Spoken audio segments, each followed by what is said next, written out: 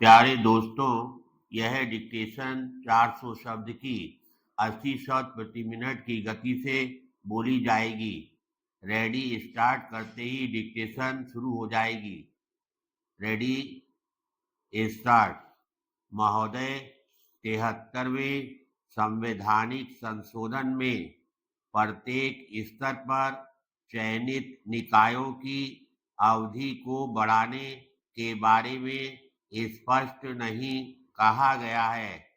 राज्य सरकार द्वारा चयनित निकायों की अवधि बढ़ाने के संबंध में स्पष्ट मार्ग निर्देश निर्धारित किए जाने चाहिए। प्रभावी कार्य प्रणाली हेतु सभी स्तरों पर सरकारी व गैर सरकारी अधिकारियों की जिम्मेदारी बनाई रखनी चाहिए।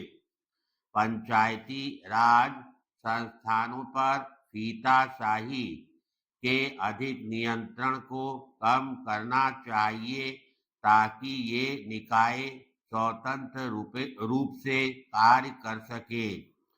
प्रजातांत्रिक सरकार के संबंध में लोकतंत्र और चयनित प्रतिनिधियों की भूमिका को ध्यान में रखते हुए इस प्रशासनिक प्रणाली को आरंभ किया जा सकता है।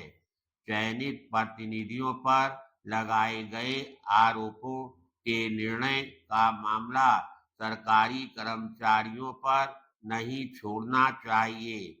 कार्य कर रहे प्रत्येक अधिकारी को संबंधित चयनित प्रतिनिधियों के नियंत्रण में होना चाहिए। उपयुक्त पद्धति द्वारा पंचायतों को समाप्त करने का अधिकार राज्य विधानमंडल को होना चाहिए।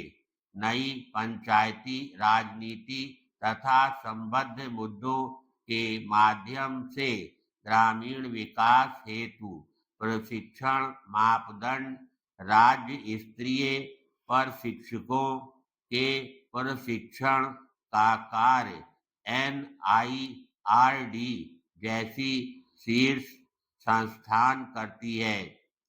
जिला तथा उप जिला स्तरीय प्रशिक्षकों के लिए प्रशिक्षण पाठ्यक्रमों का आयोजन राज्य संस्थान करेगा और संबद्ध राज्यों के लिए प्रशिक्षण कार्यक्रमों का कैलेंडर भी तैयार करना चाहिए। राज्य सरकार अपनी आवश्यकतानुसार उक्त के अनुसार संपूर्ण राष्ट्र में प्रतिपादित प्रशिक्षकों के लिए प्रशिक्षण कार्यक्रम के मापदंड में कुछ सुधार के सुझाव दे सकता है। पैराग्राफ। महिलाओं के लिए ग्रामीण विकास कार्यक्रमों के कार्यकर्ताओं हेतु प्रशिक्षण आवश्यकताओं की पहचान महिला विकास कार्यक्रमों की दीर्घ अवधि होनी चाहिए। समय सीमा को देखते हुए जिला स्तरीय अधिकारियों के लिए एक दिन का पुनश्चर्या कार्यक्रम का आयोजन करना चाहिए। NIRD का पार्ट तथा IIPA जैसे संस्थानों को जिला स्तरीय अधिकारियों को प्रशिक्षित करने की जिम्मेदारी लेनी चाहिए। अगर महिलाओं को विकास प्रक्रिया में सहयोग देना है तो लैंगिक मामलों में महिलाओं की आवश्यकताओं को सम्मिलित करना चाहिए। यह आवश्यक है ताकि सरकारी नीतियों और योजनाओं को वास्तविक रूप में क्रियान्वित किया जा सके।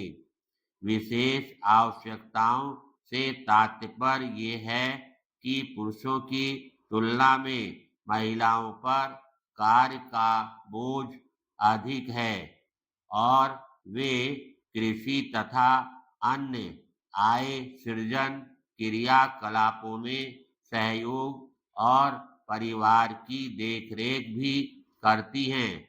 महिलाओं को आर्थिक विकास के प्रमुख अंशदाता के रूप में अपनाने के लिए तैयार रहना चाहिए।